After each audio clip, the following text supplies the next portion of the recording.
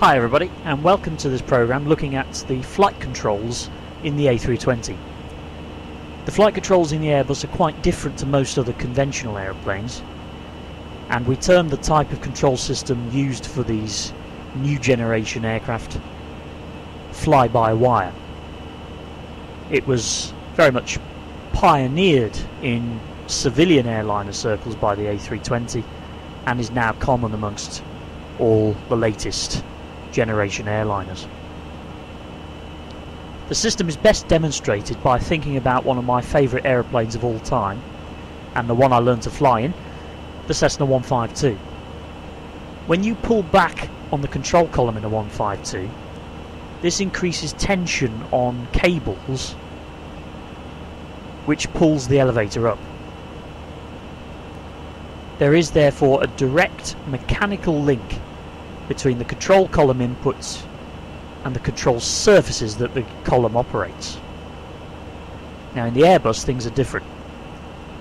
When we pull back on the side stick, this sends an electrical impulse to some flight control computers.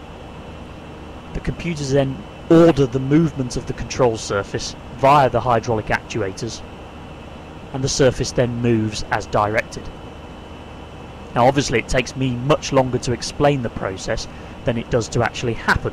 The process of control movement is virtually instantaneous, and as far as I'm aware you really wouldn't notice the difference between, say, the control movement on a 737 and the control movement on an Airbus. The purpose of this electronic gadgetry is safety.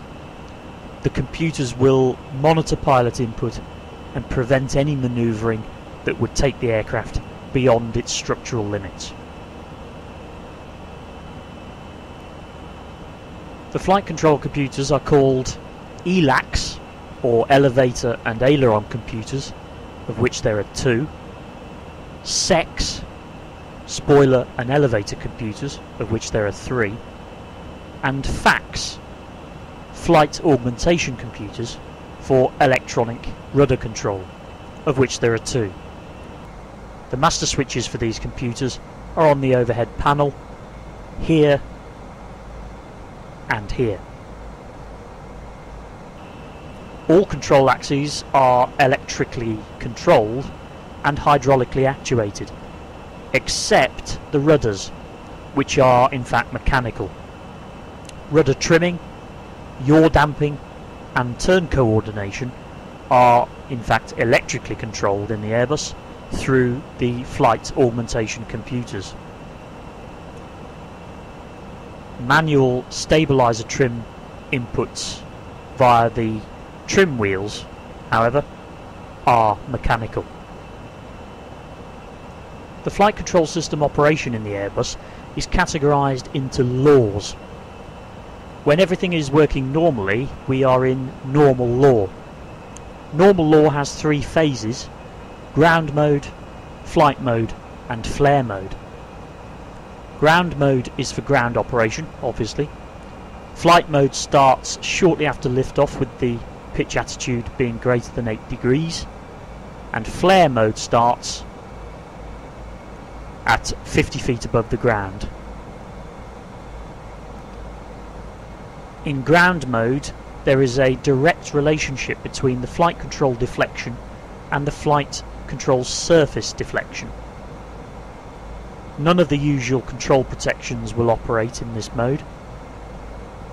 Ground mode also ensures that after landing the stabilizer trim automatically adjusts to 0 degrees, and that explains why you may see after touchdown the trim wheels winding back up to 0. In flare mode we lose pitch, high speed and load factor protections that we would usually have in flight mode. Flare mode only affects pitch control. All lateral flight mode protections remain active in flare mode until we get onto the ground. In flight mode we have full lateral and pitch protections, which are as follows. First of all, we have load factor protection. This prevents control inputs that would manoeuvre the aeroplane beyond its structural load limits. That is to say 2.5 positive G down to 1 negative G when the aircraft's in the clean configuration, or 2 positive G down to 0 G when the flaps or slats are extended. We also have high angle of attack protection.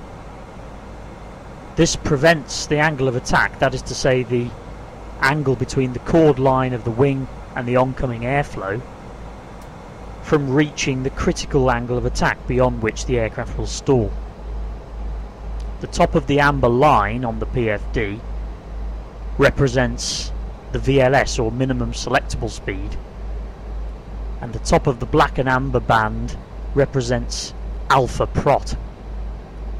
As the aircraft enters the alpha prot range, angle of attack becomes proportional to side stick deflection, so the side stick now controls the angle of attack directly. If the pilot releases the side stick, angle of attack will return to alpha prot, the top of the black and amber band, and stay there until another input is made. If the pilot keeps the side stick deflected, angle of attack will not exceed alpha max, the top of the red band, and alpha floor mode, which applies toga thrust automatically and irrespective of thrust lever position, may engage to ensure that the aircraft stays above alpha max. You'll notice that in my particular example the aircraft does go into the alpha max range. The reason for that, I believe, is that I hadn't, for the purpose of this demonstration video, initialized the weights into the aircraft's flight management and guidance system. I was being a bit lazy, didn't program the FMGS and just took the airplane straight up in the air in order to make these demonstrations. So the aircraft angle of attack protection isn't working quite as it would if the aircraft were properly set up. Nevertheless, when the aircraft is properly set up, the angle of attack will not exceed alpha max, which is the top of the red band, and alpha floor mode will engage to apply toga thrust automatically irrespective of the thrust lever position to ensure that alpha max is not exceeded. We also have high speed protection. This prevents the aircraft exceeding its maximum operating speed or Mach number by adding a pitch up command that the pilots cannot override.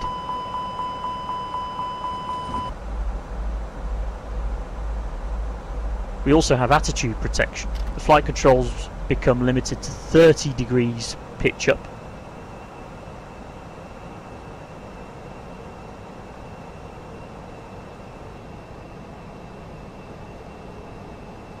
(15 degrees pitch down),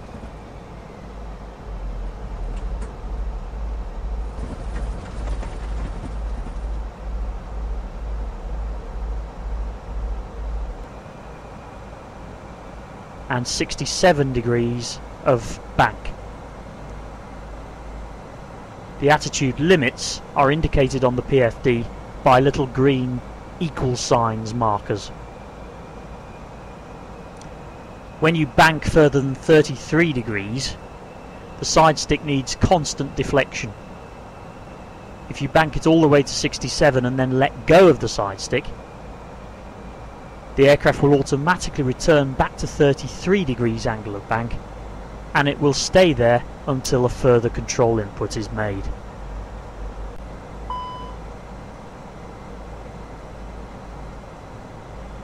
If failures are encountered, the system may revert to alternate law, in which case alternate law prot lost legend is shown on the ECAM.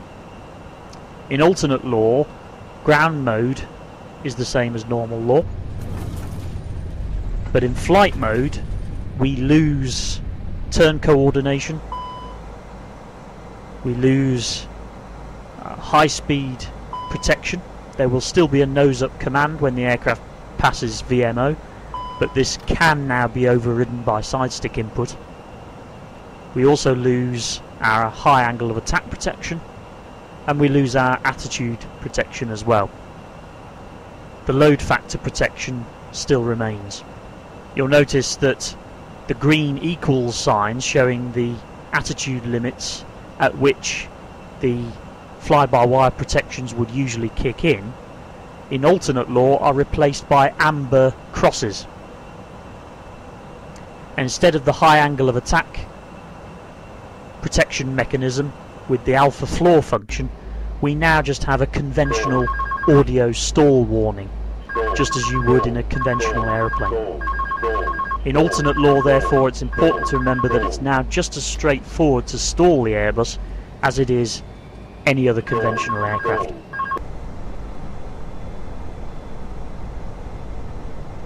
If there are catastrophic failures, the system may revert to direct law, which is the lowest level of control operation. There's now a direct relationship between the side stick and the control surfaces it operates, and the use man pitch trim message appears on the primary flight display, showing that the automatic trimming function, which would in normal circumstances operate to keep the aircraft in trim even if we're flying the airplane manually, is no longer operating. So we now have to trim the aircraft manually as we would in any conventional airplane when we're operating the controls ourselves. There are no protections in direct law, although we do still have the conventional audio stall warner and overspeed warning as well. If all electrical signals to the flight control computers are lost, we enter into a mechanical backup mode where pitch is achieved by movement of the trim wheels, and lateral control is accomplished with the rudder, the further effect of yaw of course being roll. This, however, I don't think would ever be seen in the real aircraft, not least because the redundancy on the electrical system is so great, and we do of course have the ram air turbine to provide us with emergency electrical power should all other electrical sources be lost. So the possibility of losing all electrical power in flight is really quite remote. I'm also simply not a good enough handling pilot to be able to demonstrate to you how we would operate the aircraft safely in this mechanical backup mode. So I'm not going to show it to you. The controls themselves are very straightforward. The side stick operates just as an ordinary control column. Up to go up, down to go down, and turn it left and right. The red button is the autopilot disconnect button, acting as a side stick priority switch so that the side stick can take over in the event of a malfunction or pilot incapacitation on the other side of the flight deck. The leading edge of the stick also has a PTT, a push to talk trigger, to talk to air traffic control. The trim wheels control the horizontal stabilizer, and in normal circumstances need only be touched on the ground to set the trims for takeoff. As we've already said, in normal circumstances the trims are automatically controlled even in manual flight. The reference index inside of the two wheels compares the aircraft CFG with the optimum stabilizer position. So when you get your CG and your stabilizer position from the load sheet, you should really cross-check it with this index just to make sure that you've got a sensible figure.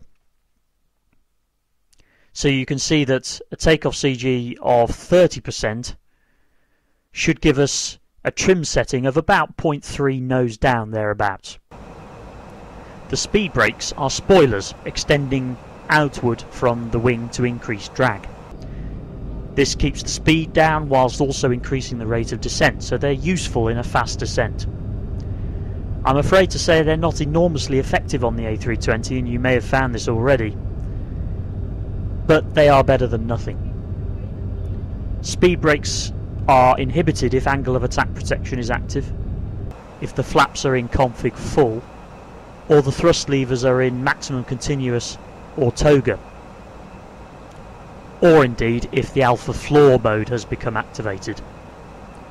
With the autopilot engaged, the speed brakes will not go past the half deflection, even if the lever itself is selected to full. The lever can also be used to arm the ground spoilers simply by pulling the lever up. This is done prior to takeoff so that the spoilers will automatically deploy in a rejected takeoff situation. They have the effect of increasing adherence to the ground and thereby improving braking, as well as increasing drag to help the aircraft slow down.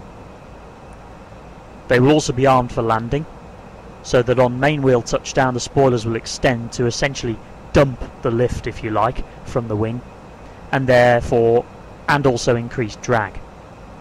It's important on every landing that you deploy the thrust reversers, even if you only use idle reverse, and this will ensure spoiler deployment.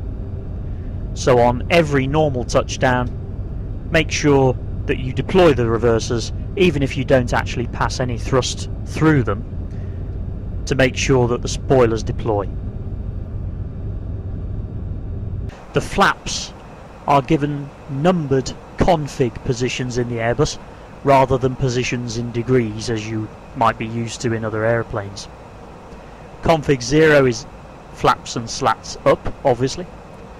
Configs 1 to 3 are takeoff positions, and config full is the landing position. Certain airlines land with config 3 for fuel saving purposes, and that's perfectly acceptable. If you plan to do this, then make sure that first of all the GPWS landing flap 3 switch is selected on the overhead panel,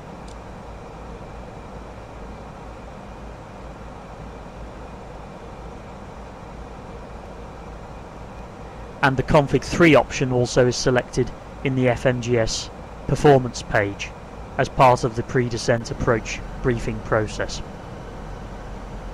This is essentially to ensure that you don't get any GPWS erroneous warnings when you've selected flap 3 for the landing rather than flap full. By the way, in config 1 you'll notice on the ground for takeoff, or when you're retracting the flaps from configs 2, 3 or full below 210 knots, that the position shown on the ECAM is actually given as 1 plus F. If you're retracting the flaps above 210 knots or extending them from 0 while in flight, it will just show as position 1. In config 1 plus F, both slats and flaps are extended, whereas in config 1 only the slats, that is to say the leading edge devices, are extended by 10 degrees. That's just a bit of an explanation there, in case you were wondering why sometimes it says flaps 1 only and other times it'll say 1 plus F. The flaps have an alpha speed slat lock function to prevent the slats from being inadvertently retracted when the aircraft's flying below 148 knots or it has an angle of attack of more than 8.5 degrees. And this is no doubt in recognition of the dreadful Staines disaster, in which the leading edge devices on the Trident were inadvertently retracted at low speed and high angle of attack, and this unfortunately caused a catastrophic stall. If after takeoff the pilot forgets to select config 0, the flaps will automatically retract after exceeding 210 knots, although the slats will remain extended. And don't forget, of course, as we've already seen, the upper ECAM screen shows the position and movement of the slats and flaps. The rudder trim switch allows one to trim the rudder, although this won't really be necessary in normal circumstances, and it should be part of the pre-departure checks to make sure that the rudder trim is in fact neutralised by selecting the reset push button if required. Neither the rudder trim nor the reset button have any effect when the autopilot is engaged. The ECAM page shows the position of the spoilers, the ailerons, the elevators and the rudder. The pitch trim, the various G, B and Y legends show the functioning of the hydraulic systems that serve that particular surface, and they will show in amber if there is a fault. The aileron positions have a nodule, the top one showing the neutral position of the ailerons when in the clean configuration, and the lower one showing the neutral position of the ailerons when the flaps are extended, and this disparity being caused by the phenomenon of aileron droop. The rudder position shows not only the position of the rudder itself, but also the position of the rudder trim and the total deflection of the rudder travel limiter. The functioning of the ELACs and the SECs are also shown on this screen. And that's it, folks, a whistle-stop tour of the flight controls in the Airbus. I hope that was of some use. Once again, I can only apologise for the lack of videos over the last few months. The real world has just caught up with me to such an extent that getting videos out is really difficult. But please stay subscribed and recommend the channel to others, because I'm not going to stop. There's going to be plenty more videos both in the Airbus and the Q400. And I'm also going to start looking at normal procedures in the 747 as well, which is a really tremendous simulation. So do keep tuned, and thanks very much for watching. See you, folks.